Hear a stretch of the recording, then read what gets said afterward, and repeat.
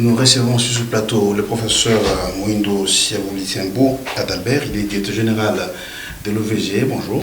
Bonjour, monsieur le journaliste. On annonce l'installation prochaine de vos stations dans des paroisses catholiques. Vous confirmez l'information? Oui, je confirme l'information. Nous venons de nous rencontrer avec l'évêque. Et en fait, l'objectif, c'était pour qu'on puisse trouver des endroits où installer nos instruments. Comme vous savez, nous avons trois techniques que nous utilisons pour la surveillance de volcans, notamment la sismologie, donc le sismomètre, parce que lorsqu'il y a le magma qui veut aller vers la surface, il crée toujours des tremblements de terre. Alors, ces tremblements de terre sont enregistrés par des capteurs qu'on appelle des sismomètres, et ce sont des instruments très sensibles. Dans le temps, nous les avons placés d'une manière provisoire dans une des chambres des prêtres à Matanda. Et donc, nous sommes dit non, il faut qu'on aille rencontrer l'évêque pour qu'il nous donne de l'espace où on va ériger cet instrument. Parce que s'il est installé dans un endroit inapproprié, il peut nous enregistrer chaque fois de bruit. Et donc, maintenant, nous avons un endroit où nous allons les installer. Nous allons construire un site avec un socle où on va placer les capteurs de ces tremblements de terre. Alors pourquoi vous avez choisi les sites ou bien des paroisses catholiques? Parce que j'apprends que prochainement dans d'autres paroisses vous allez installer, mais d'abord vous allez commencer par Matanda. Oui. Alors pourquoi choisir les paroisses catholiques? Vous comprenez que les paroisses catholiques sont des endroits sécurisés et c'est calme parce que ce sont des instruments qui, une fois vous marchez tout autour de ces stations ou de ces capteurs, ils vont enregistrer vos mouvements. Et donc, nous avons besoin d'un endroit qui est calme et sécurisé. Et c'est pourquoi nous avons identifié ces endroits-là. Et aussi, sans oublier que la paroisse catholique, c'est parmi les partenaires de l'OVG. Ils nous accompagnent, ils protègent, ils nous aident à protéger nos matériels. Alors ça ne va rien changer en termes de la curiosité de la population pour dire, écoutez, ça change par rapport au niveau d'alerte du volcan et autres, si bien qu'ils peuvent être alertés pensant qu'il y a quelque chose qui change négativement.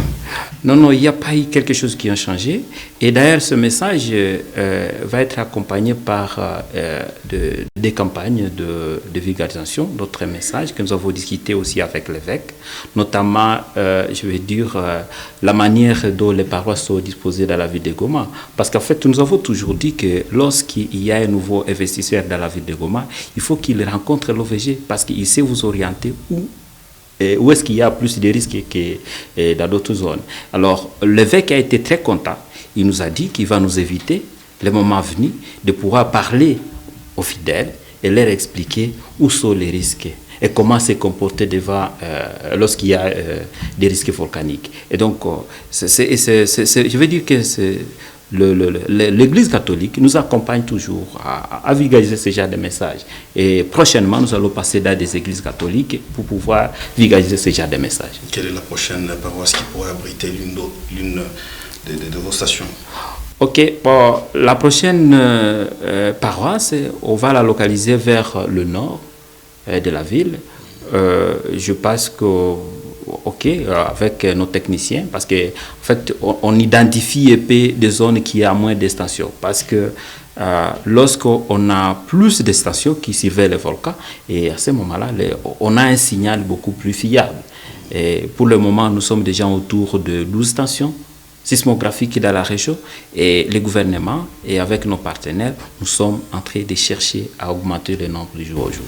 Dans votre dernier bulletin, sur un sujet, dans votre dernier bulletin, sur nos antennes, on parle de nouveaux matériels, d'une nouvelle acquisition, digitaliseur. Ça fait quoi? Ça change quoi par rapport à votre travail? Vous vous rappelez qu'il y a une station sismographique qui avait été foudroyée sur le sommet d'Inyaragongo. C'était une station très capitale pour notre surveillance, parce que ça se trouve juste au sommet et ça nous enregistre le mouvement au niveau du sommet. Alors cette station, la dernière fois, ça avait été foudroyé. Et nous avons fait une demande au gouvernement congolais. Le gouvernement congolais a acheté du nouveau matériel. Et c'est ce matériel que nous allons remettre à la station du sommet d'Inyaragongo. Et je suis accompagné par le directeur technique de l'OVG qui peut vous parler du fonctionnement des digitaliseurs. Quel est son rôle? Parce qu'en fait, ce sont des instruments très sensibles qui nous aident à enregistrer ces mouvements de terre. C'est juste un remplacement.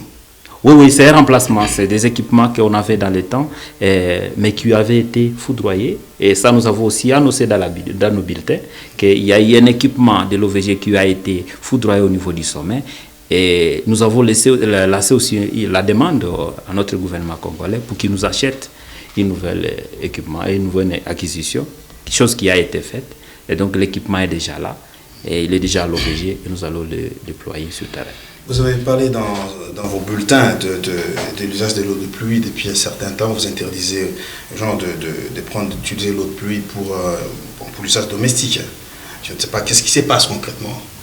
Bon, en fait, la semaine antérieure, on avait enregistré une augmentation des quantités de SO2 dans le panache. Et comme vous savez, ce panache pollue l'atmosphère. Et quand il y a de l'eau qui tombe, ça vient avec ce polluant. Et donc, si vous utilisez cette eau, ça peut avoir des impacts sur la santé de la population. Alors, nous avons voulu prévenir la population, leur dire, ah non, mais il y a quelque chose qui est dans l'atmosphère, et donc, ce polluant-là, on a cherché à ce que la population puisse éviter de consommer cette eau ou de faire de bains intimes avec cette eau.